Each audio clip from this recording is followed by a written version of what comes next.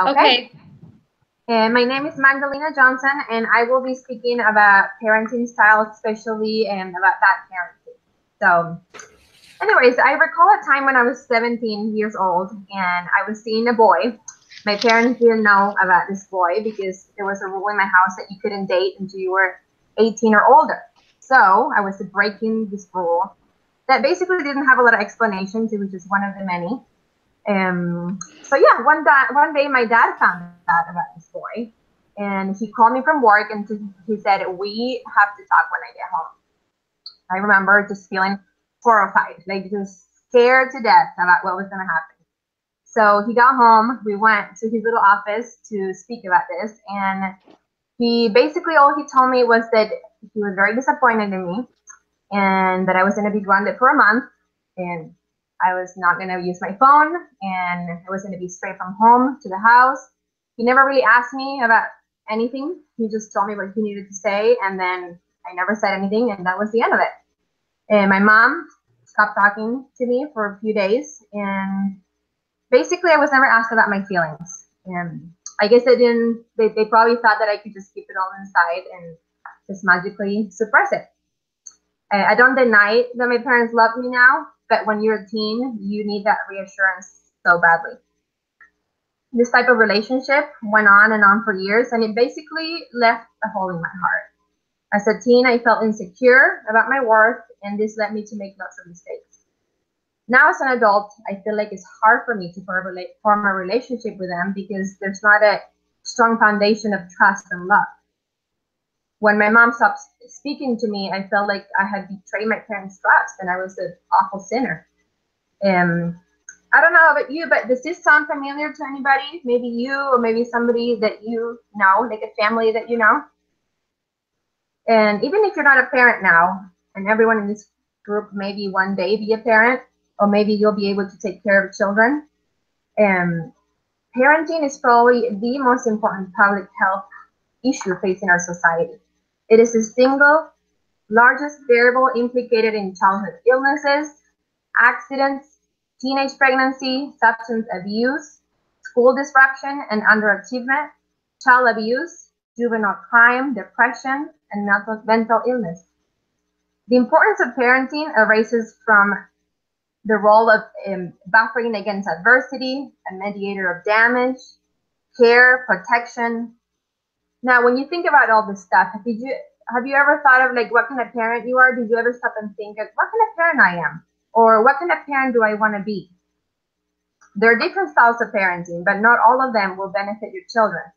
Even though children who share a home and are brought up in the same environment, you might think, well, how come they're going to turn out differently if I give the same love to all of them? But the way you parent has a great impact in the way that child will progress individually and socially. According to Diana Bamrin, and some of you might have heard of her, she's a very well-known clinical psychologist, there are three types of parents: permissive, authoritarian, and authoritative. The permissive parent, which is as the title defines it, attempts to behave in a non-punitive and acceptance and affirmative manner towards the child's impulses, desires, and actions.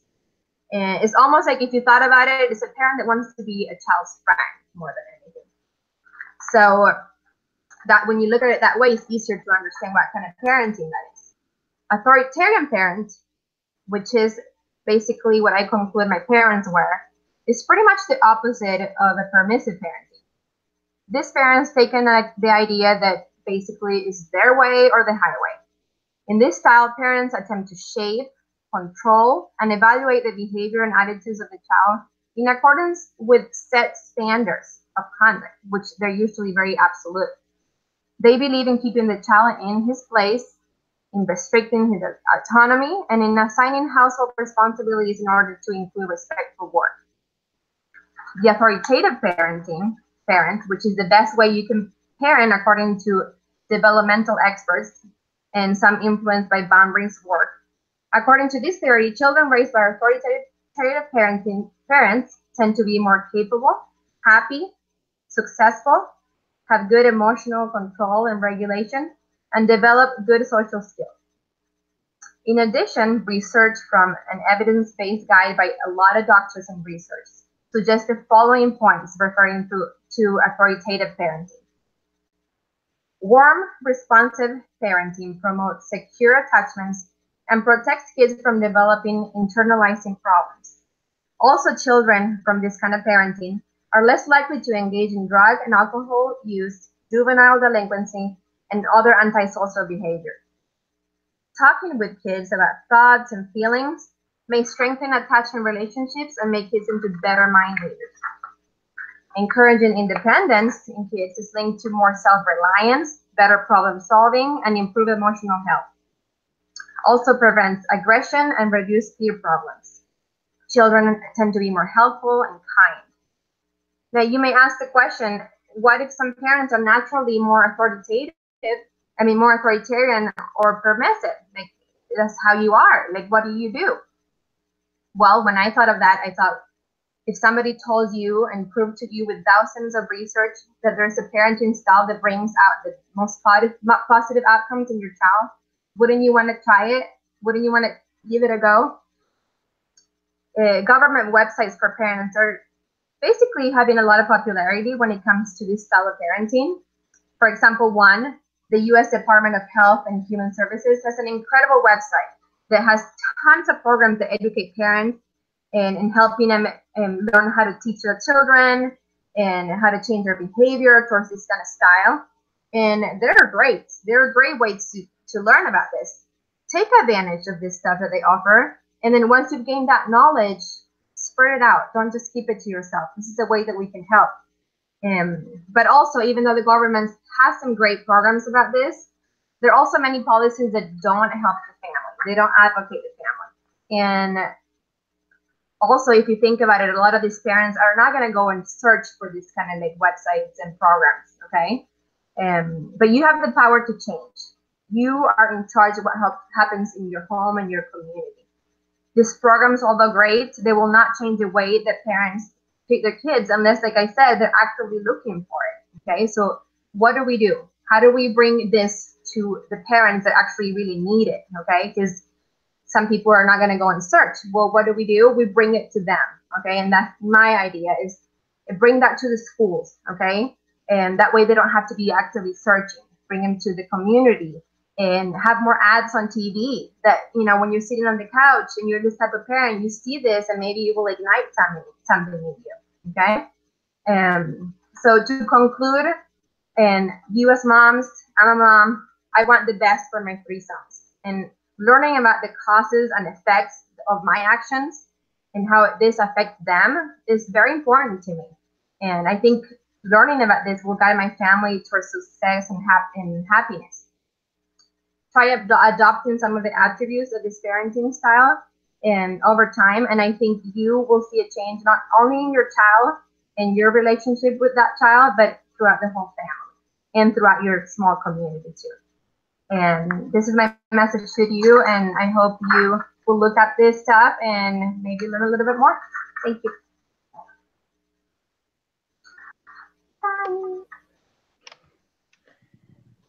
Good job.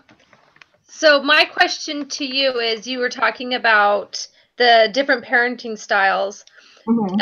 Do you find, or did you find in your research that children who were raised with a specific parenting style, say an authoritarian, yes, were more likely to develop that parenting style as an adult with their own children?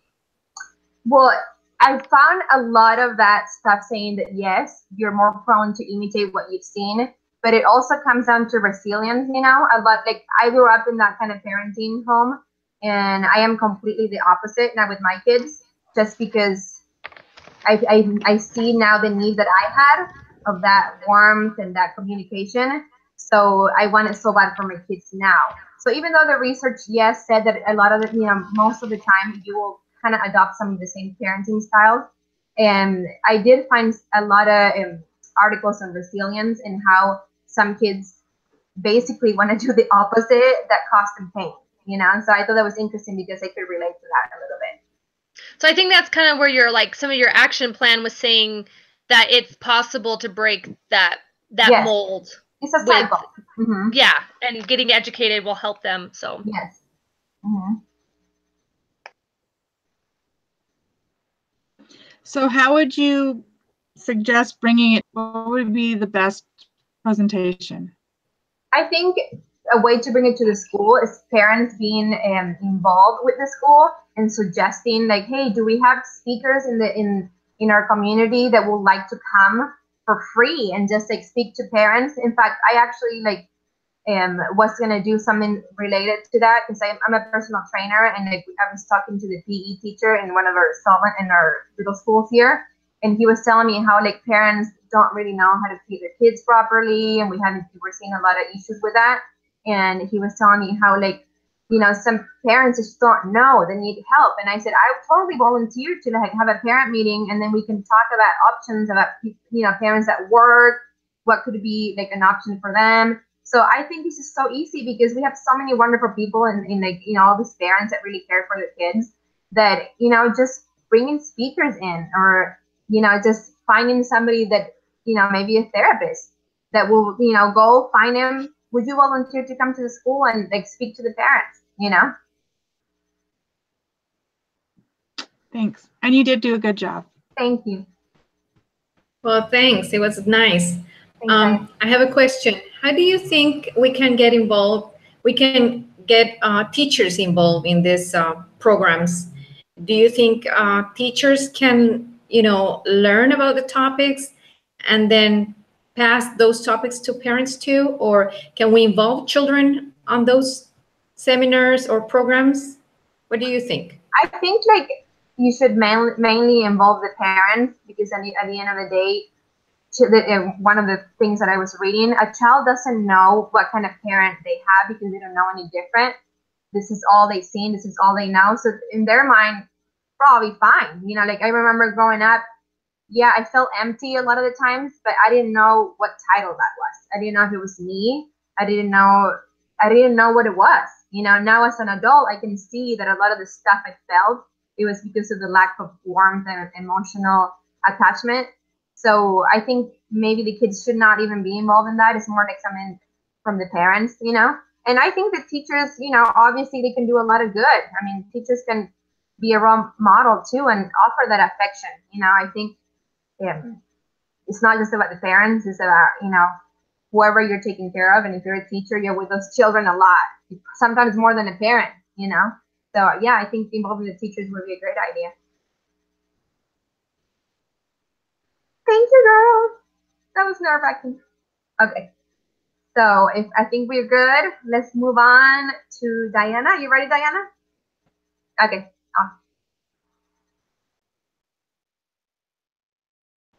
You're okay. Perfect.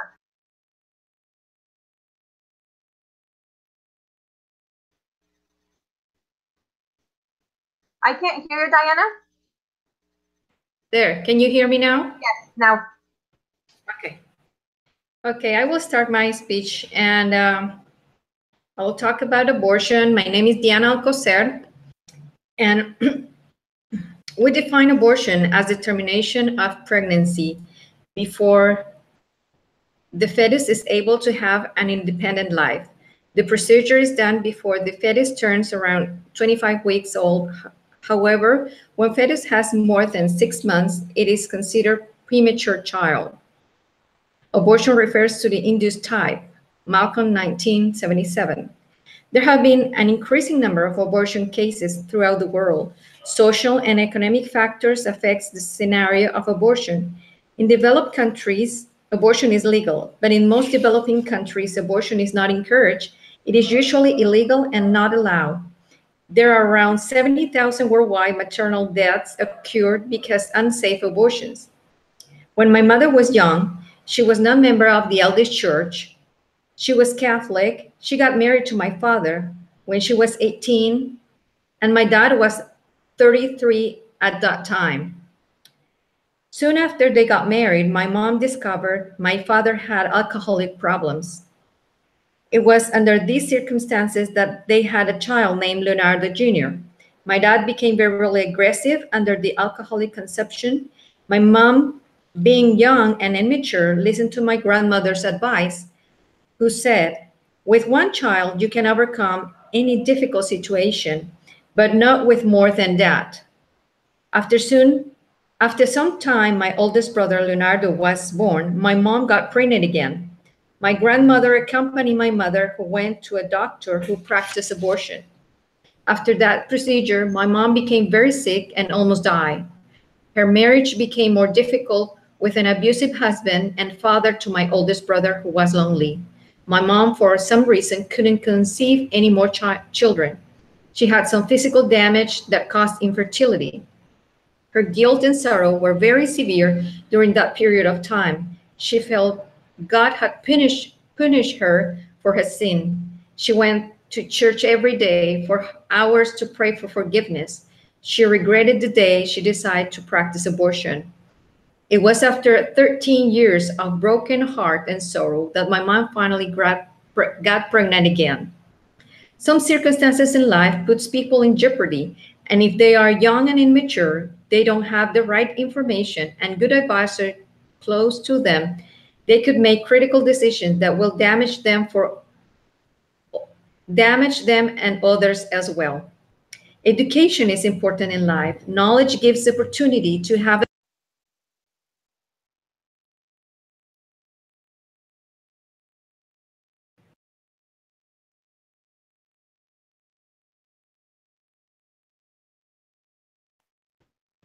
in a study. Can you hear me now? Okay. In a study named Abortion Opinion Research in Latin America and the Caribbean, a review of literature done December 2006, evidence determined in Argentina, Brazil, Colombia, and Mexico, omnivalent feelings and conflicting events regarding abortion. The majority of these countries manifest their support for abortion in cases when the mother or baby health is in risk, and rape. In addition, they are against abortion either for social or economic reasons. However, those opposed to abortion seem to act against their Catholic beliefs when they face their own unwanted pregnancy. In the same study, 34% of Mexican women mentioned lack of financial resources. 30% cited pregnancy due to rape. 30% said of the preparedness to have a child. Jan Dries Defner Garcia, 2006.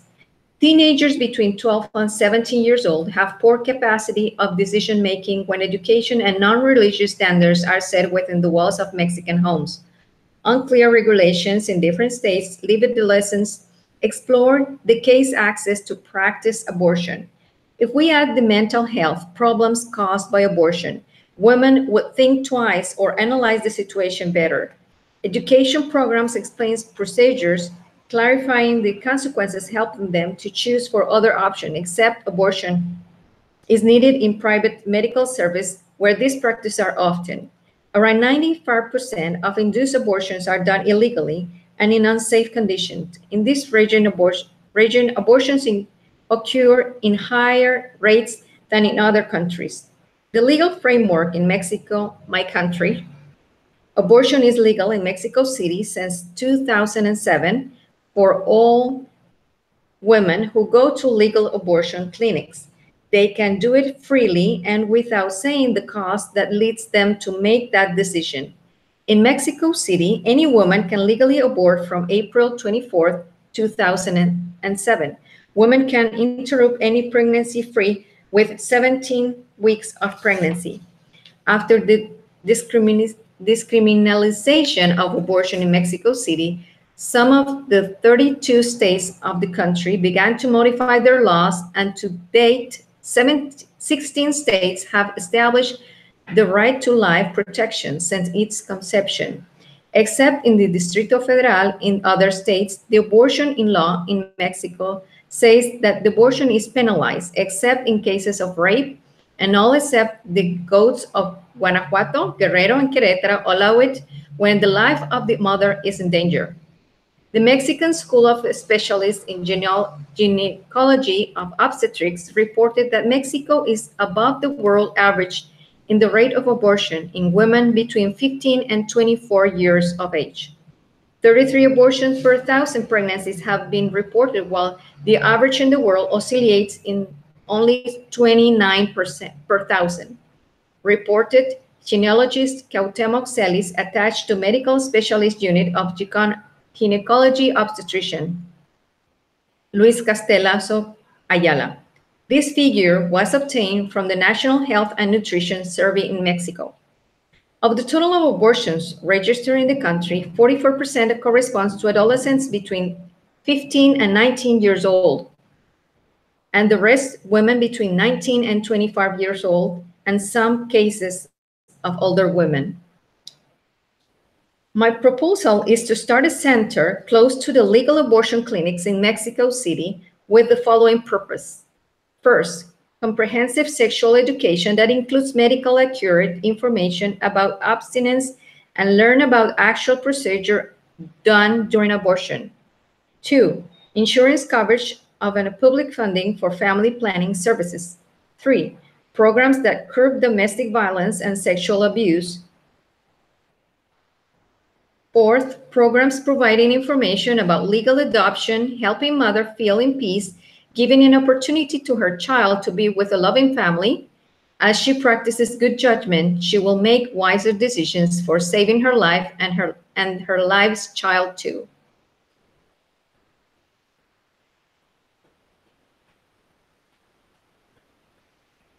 Thanks, Diana. That was great.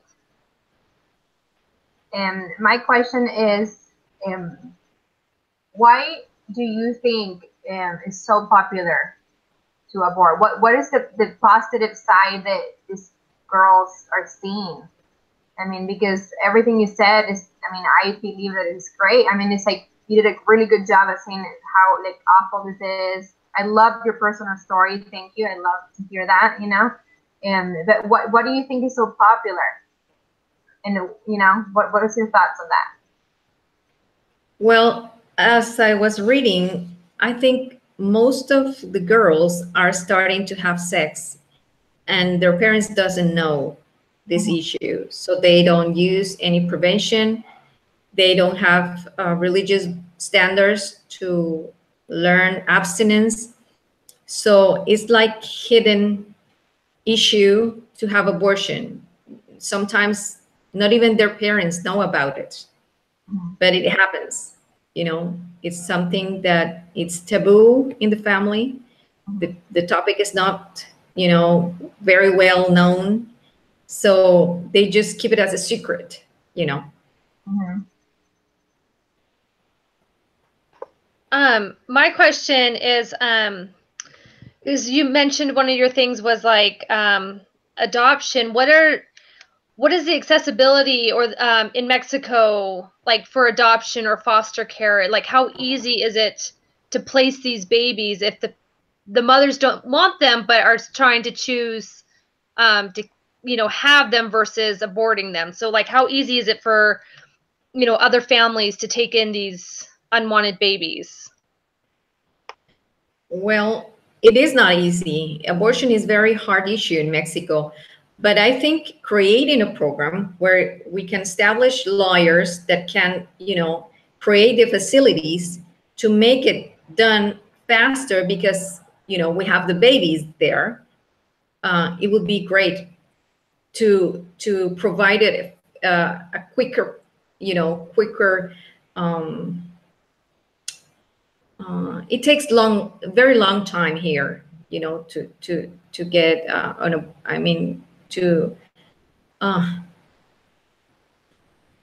just missed the word. So I think having lawyers to help the program will make it easier and faster, you know.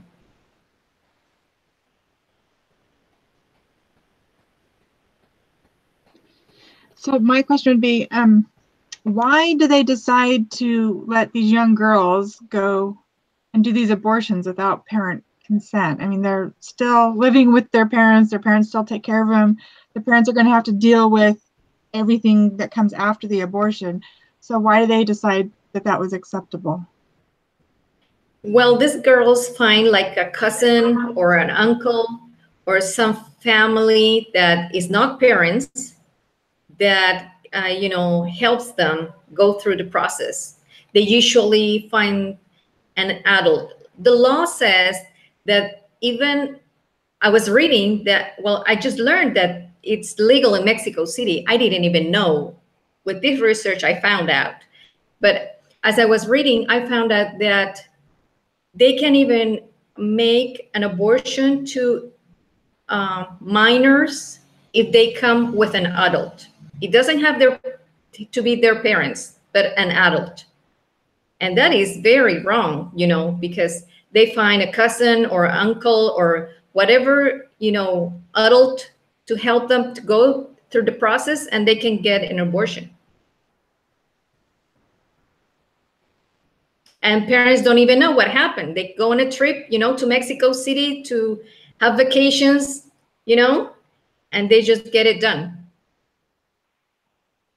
That's crazy. Thanks, Diana. That was great. Okay. Okay, Erin, when you're ready. All right.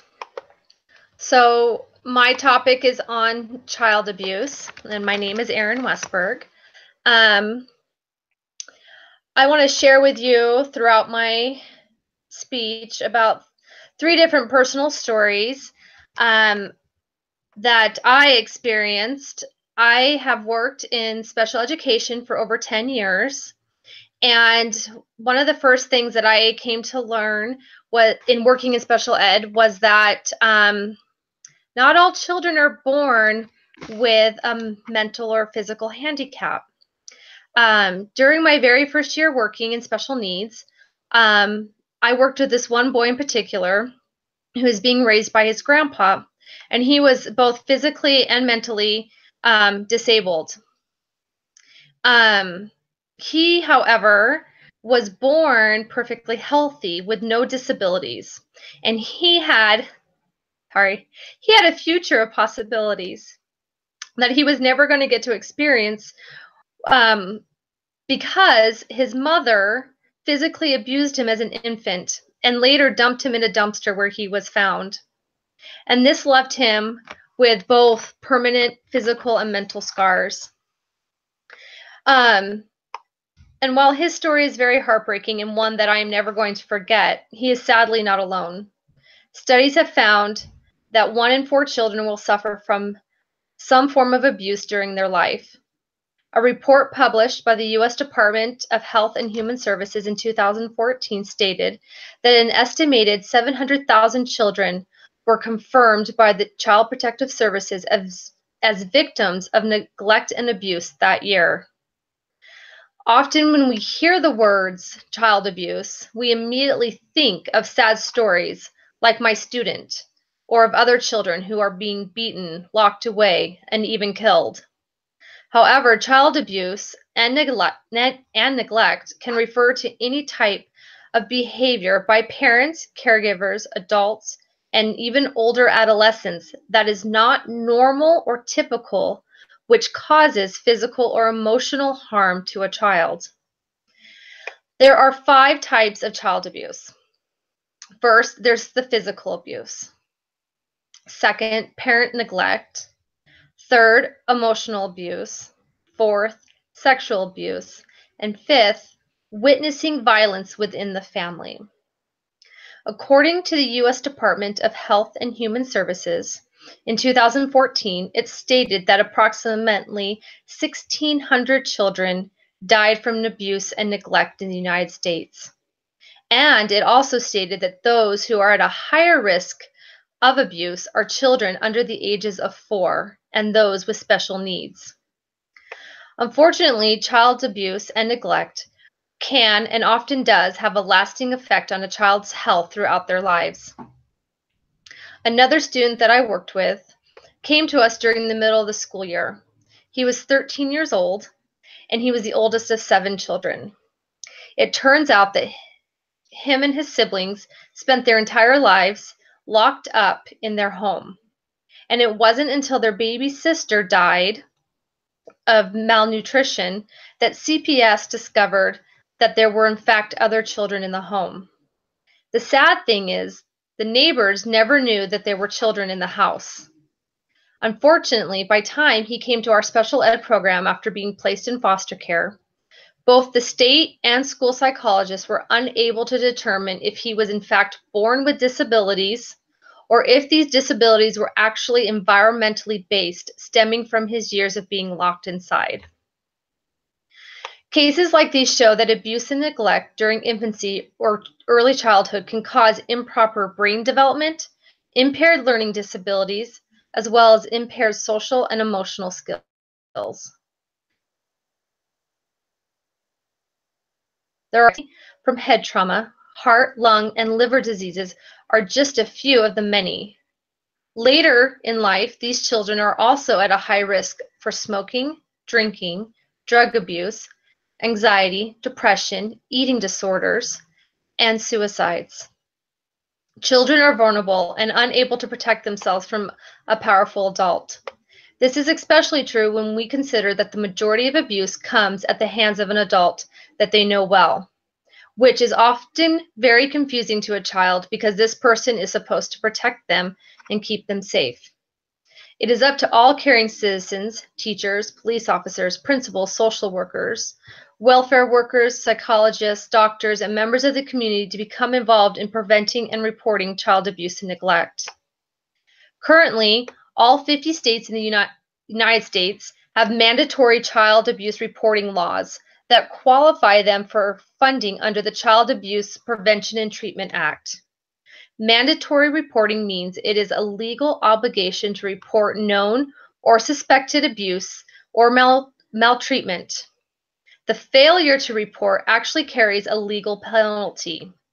Even though mandatory reporting laws vary from state to state, there are some general guidelines to follow to determine if abuse should be reported to either the police or Child Protective Services. The first, of course, is when a child says they have been abused. And the second, a relative, sibling, friend, neighbor, or acquaintance may be the one to reveal the abuse.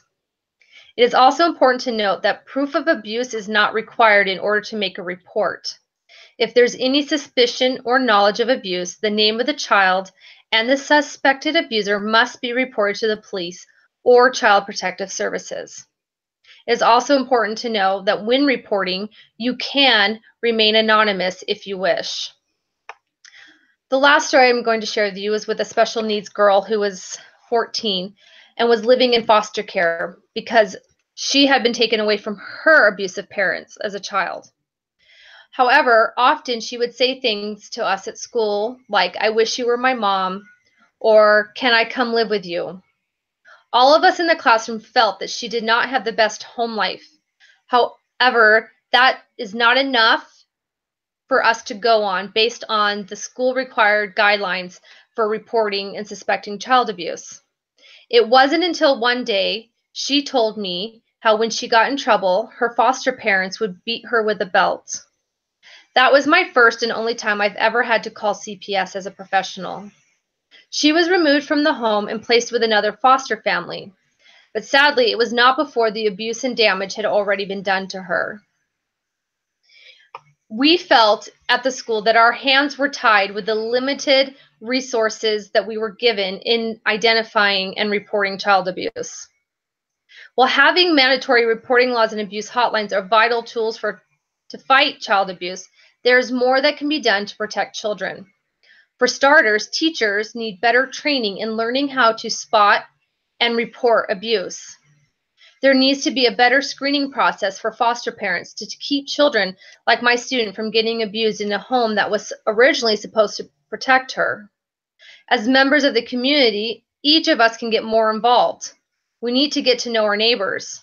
We can volunteer within our communities at outreach programs such as the Boys and Girls Clubs, and join nonprofit organizations that work with our local and state governments that identify and fight against child abuse. We can donate our time in helping to advocate and educate others on abuse. And finally, we can be willing to provide a home as foster parents, to provide a safe haven for these children that have been victims of abuse. Some may say that there's not much we can do that hasn't already been done. But the only way to help these children and provide the best possible environment for all children is to get involved within our schools and communities, to take care of our children with the best of our abilities and with the utmost efficiency, and not only oppose abuse, but actively fight against it.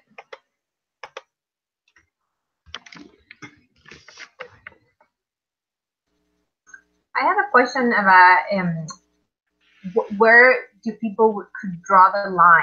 Because I had an experience that my neighbor came to my house. My kids usually shower together. I have 3 boys. So they come from practice. They all jump in the shower just because it's faster and they want to get out. You know, they don't want to wait for each other. And out of the 5 times a week that they do it, probably 4 of them, there's a fight, right? So that window is like right next to like this neighbor that I have. And like one time, well, obviously they started fighting, right? And they like one screamed because the other one like put soap in his eye. You know, 3 boys under the age of 11, right? So she knocked on my door and she's like, "You're beating your child." And I'm gonna, you know, like she just went off. And I'm like, "Lady, you need to leave now." Okay. And I got so scared because it was like an attack to like my family, to me. And she had no idea. Like automatically she assumed that I was beating him or something like that. She never even asked, right? So I wondered, and you know, I think that can damage people too, because let's say like she didn't come and then she decided to call. You know, I mean, I don't know, like what would you suggest with that? Like if I saw something like that, should I like wait? Should I like go to their home? Because for me that night was like horrible because I never felt like that before. You know what I mean? Mm-hmm. I think with something like that, being that it was like a neighbor, I mean, it's really, sometimes there's a hard line to draw in knowing, is this abuse or is this not abuse? But I think that's where like as teachers, we get to work with these kids every day, and we get to know them. We spend more time with them than their own parents do. We're spending 7-8 hours with them. So we get to know them, and we get to know that something's not right, or they're constantly telling us something and things are just not adding up. Well, with your neighbors, she should have gotten to know you. And that's why like one of my things was get to know your neighbors, get to know the members of your community, because if she would have taken the time to get to know you as a mother and get to know your boys, she might realize, oh, you know what, they're just having an off night, the kids aren't getting along, and she might not come over guns blazing ready to accuse you of abuse because she took that time to get to know you. And I think that's why it's important for us to reach out into our communities and get to know our neighbors, so that way when we do think that, hey, something's wrong, like that one boy that I worked with who had been locked away, and then the neighbors never even knew it. So, yeah, I'm sorry she did that to you. That's crazy. So, it was awful. Yeah, that would be scary. She was like barely like moved in. It was crazy. Yeah. And then she told me like, you didn't even come to like say hi to me, and I just moved in. And I'm like, wow, okay. She's like, I'd moved in for like 3 days, and I'm like, I didn't even notice that there was a new person there because it's like a rental, you know? So yeah. Anyway, thanks for your answer. That's a great idea.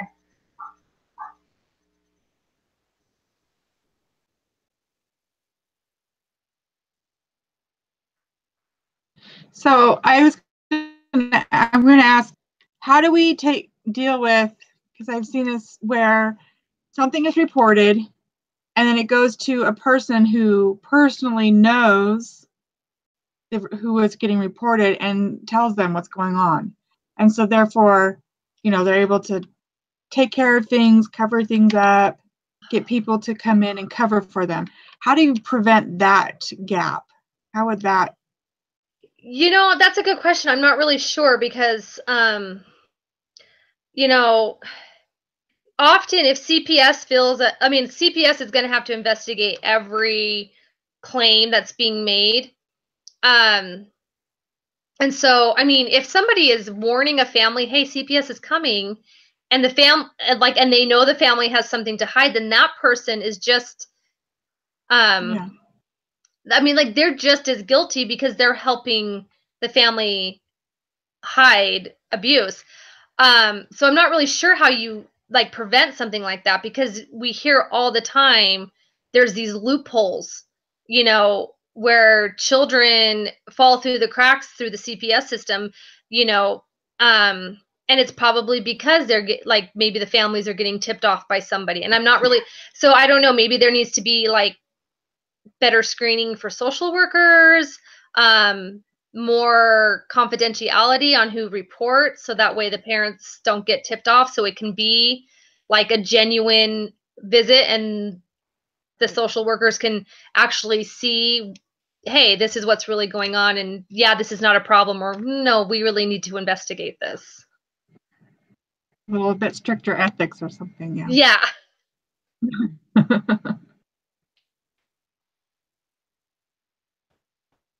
Do you think, or what ideas do you have for those children that have been abused?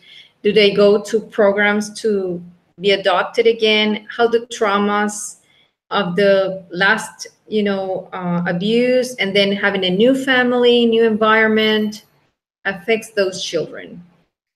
Well, so unfortunately, it's really hard because children, okay, so children who've been abused, they tend to just bounce around the system until they're 18. Not very many families will adopt older children. Most people who want to adopt will adopt babies or younger toddlers. And so these older kids who've been removed from their homes usually end up in a group home, or they get bounced around in foster care.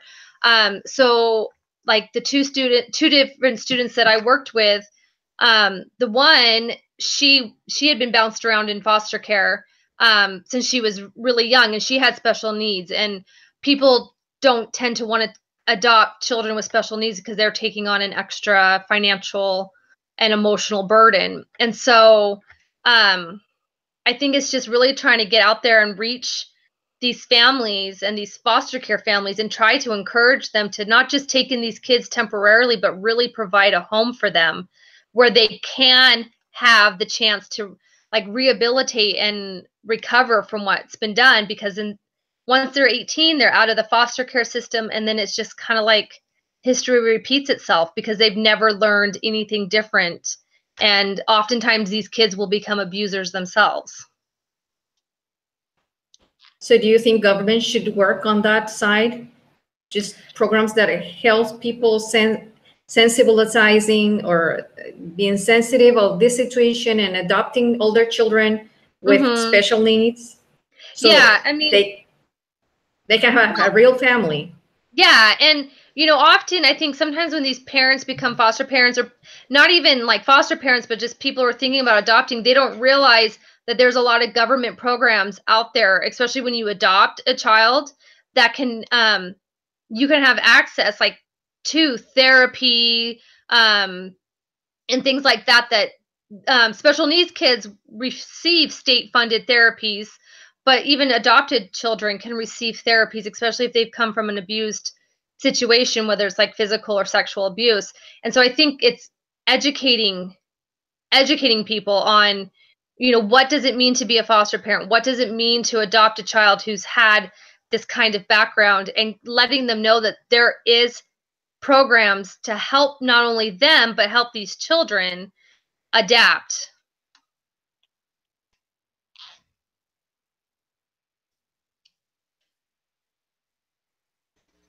Thank you, Erin. Thanks for sharing. Yes, thank you. It was great. And Lydia, when you're ready.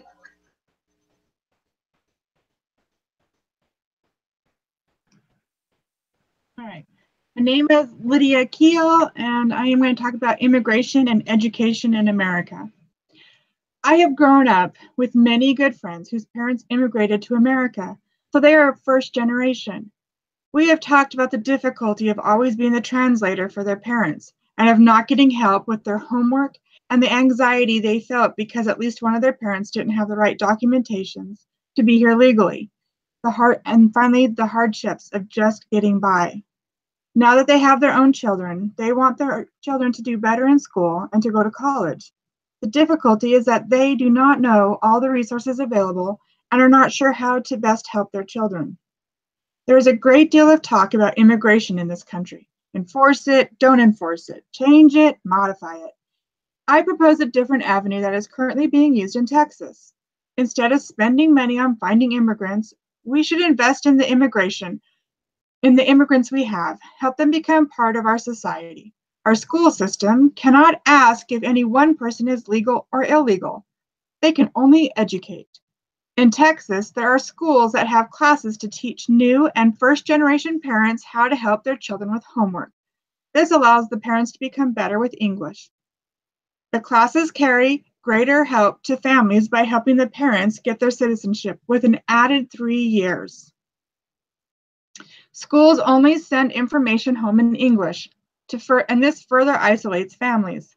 Parents want to understand and want to make sure their children are being successful. This can only be accomplished by schools being aware of the needs of the families, by making sure the parents understand the expectations for the education and behavior of our children. Sending information home in their language bridges that gap. We know that we love our children and mostly they are good. However, if they can get out of doing something, they will. Children of immigrants are the same and may not translate everything correctly or think a document is important. The frustration of not being able to support their children to take advantage of the education available must be enormous, causing further conflict within the family. This increases the chances of disrupting the harmony of the family. We need to stop the cycle of poverty and broken families. Many immigrants are family-focused, but can feel isolated when their children are able to move in and out of a new society that they now belong to. Our communities need to realize anything spent financially will be gained back so much more because the families can become more productive. The families can bring their valuable traditions to their new country and begin new traditions.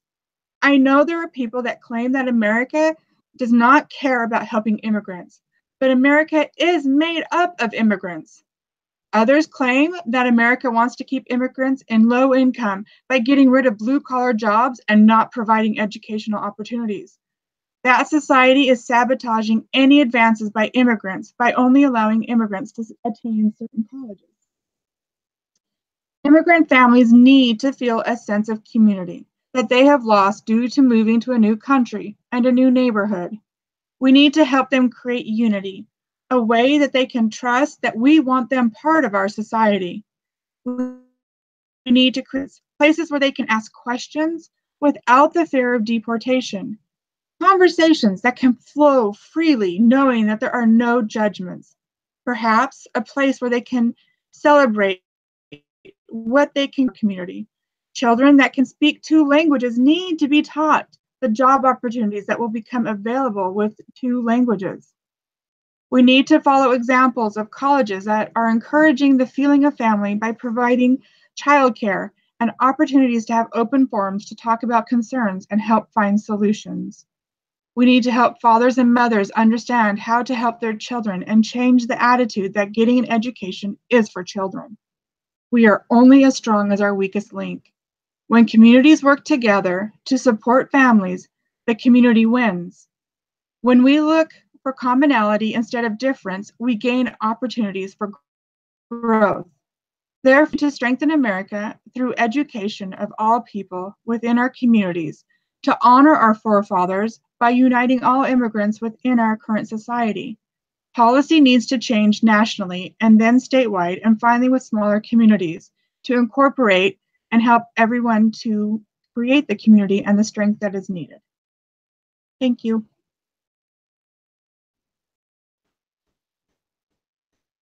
Thanks, Lydia. That was great. You were very persuasive. And I live in California, so we have a lot of community of Hispanics, and I feel the same way about you. And my question is, how could you persuade? What could you tell? Basically, if you could speak to your community, right? Because that's kind of like as much as we can do right now. What would you tell, like, if you had a group of parents that are like American and also Hispanic, just all the parents from the school? What would you tell them, and especially like teachers also included? If you could give them a statement, to convince them, like, hey, we need to change something. I would start with how much we love their children and are concerned with how they are performing and what they are doing, because there's a lot of energy put into those children. I personally work with a group of students that we are working on in their language, improving their both languages. And I have talked to them and I've looked at them and I said, do you not understand in the medical field, in the law system, all the places that if you had the same application as somebody else, but because you spoke Spanish, you would get the job? And they look at me in shock, like, are you serious? I'm like, yes, 100%. That's so true. And so I tell them, and I would tell their parents, and we love them, and that we want what's best for your family and your children. And I love to sit down with parents and to explain that, except for I'm still not very great at English. So therefore, learning another language is more difficult for me. But I, like my friends that speak, I've talked with them and they have said, here they're doing different things than their parents did. And they're like, my parents are like, no, it's better than where we came from. It's better. And she said, but Dad, we're in America. And like, there's more. Yeah. So I think we need to get that passion, and that being macho does not mean quitting school. Yeah. And that being a woman does not mean you're going to have a baby before you're 20. Yeah. It's okay to want to not have to struggle in every aspect. Yeah. I think it's great. Because I think like a lot of, for example, here, what I see in like the high schools and the schools here, the Hispanic community tends to be a little bit more have that low self-esteem that for some reason they can't reach that high. And it's the opposite, like you said. I mean, they don't even realize how much better they have it in the work field, So yeah, I totally agree. Well, so I live in Vegas. So I say immigrants because I live in Vegas. We have people from many countries, and a lot of Slavic people. And it's the same with them, that they are trying to have this life because it is better than where they're back home. Yeah. And it's just, we really need to help create that bond. Thank you. That was awesome. So my question is like, you're talking about like the children and reaching out to the parents. And so sometimes when you have like these, like immigrant parents and children, that a lot of times the children will speak English and the parents don't. And so like, I know in the schools, they offer like ELA classes, like English as a second language for children, but what can we do to help the parents? Like, because I feel like if the parents can communicate, and we can communicate with the parents, that will help bridge that gap between cultures and immigrating over here. Because I see a lot like at the schools, like children will sometimes have to interpret for their parents. Yes. I laugh because our registrar, she speaks Spanish, and she will listen to what some of the kids are saying before she'll start talking. It's like, no. And then she tells it correctly.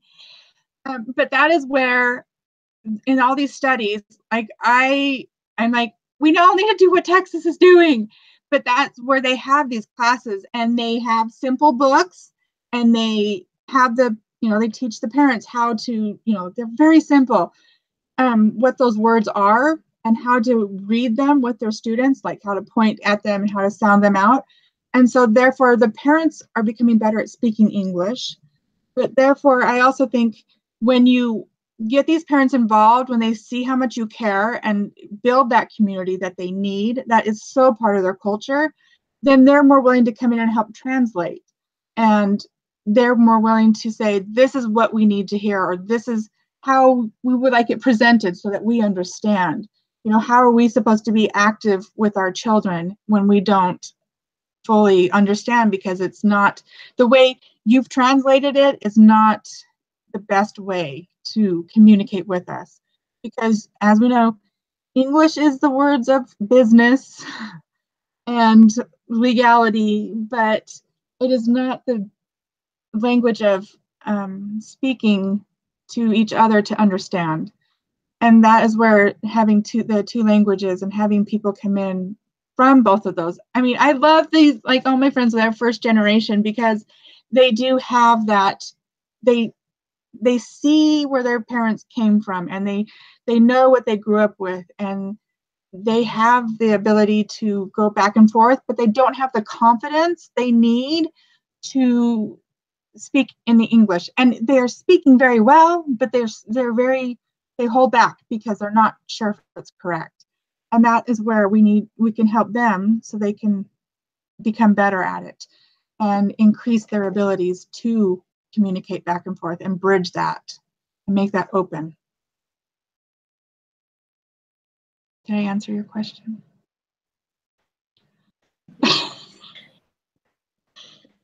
I'm sorry, I get very excited Lydia, about stuff I love. So. I have a question for you. Do you think government or do you believe any special program would help this situation? That what I see is that probably some people that are not really into learning the new language, they're old and it's more difficult for them. So they feel more confident talking to their friends in their own language. They have friends from their own country and they feel secure at that, at that level. So my question is, do you think any special program will help them, or government can help? Not because of the older people, but because of their children, Right. And that's that common ground again. Comes back to the children. And I know I would like to see more, I've talked to several teachers and they are more than willing. But if the government would invest in the schools, like set aside this much money is going to go towards the helping of these parents, because like I said, that's the one thing that really pulled people in, was they're going to help you get your citizenship. If you come, we're going to help you with your children, and they're going to help you get your citizenship, but you also get more time. So it's not so much pressure. And that way they get the time to learn and to understand what these words are and what they mean, and they help them to be able to succeed. And that's where, within every community, there's, I know I have a sister whose husband is Portuguese, from Brazil. And when they were living in Brazil, she said, I was hired as an English teacher, and they wanted their children to learn English. And there was a girl in there, and she kept saying, oh, I've been to America. I've been to America. And my sister got so tired of it, she finally looked at her and said, no, you went to America and lived in a Brazilian community, and they taught Portuguese, and you had everything from home. You did not live there. And so I think that's where we do need to get out. So I told one of my friends, and she's African American, and I said, you know what? I was thinking about this in February. And I said, it bugs me because I feel like this is a black-white culture. You are either white or we have Black History Month. And I said, we are made up of so many things. Why are we not celebrating what we've all contributed to make America? And I said, that's what I think will bring our communities together. Wherever you are from, let's celebrate that. And and I'm like, plus we could eat lots of good food, if all else. But when you socialize, when you are put in those situations and you don't know languages, you want to be able to talk to each other because you gain so much. Yeah, I agree. Thank you. That was awesome. Thank you. Okay, girls, if we don't have anything else to say, I think we are done. Anybody else to say anything, or are we good? I'm good. Good job, everybody. Yes, good job. That was great, for meeting still tonight. Thank you that you guys are like Thursday. I was like, don't change it. I have anxiety. If I don't get things done when I plan on doing it, I get all like OCD. Thank you all. You have a great night. It was great. All right. See you guys next week. Next week. Bye-bye. Okay, bye-bye. And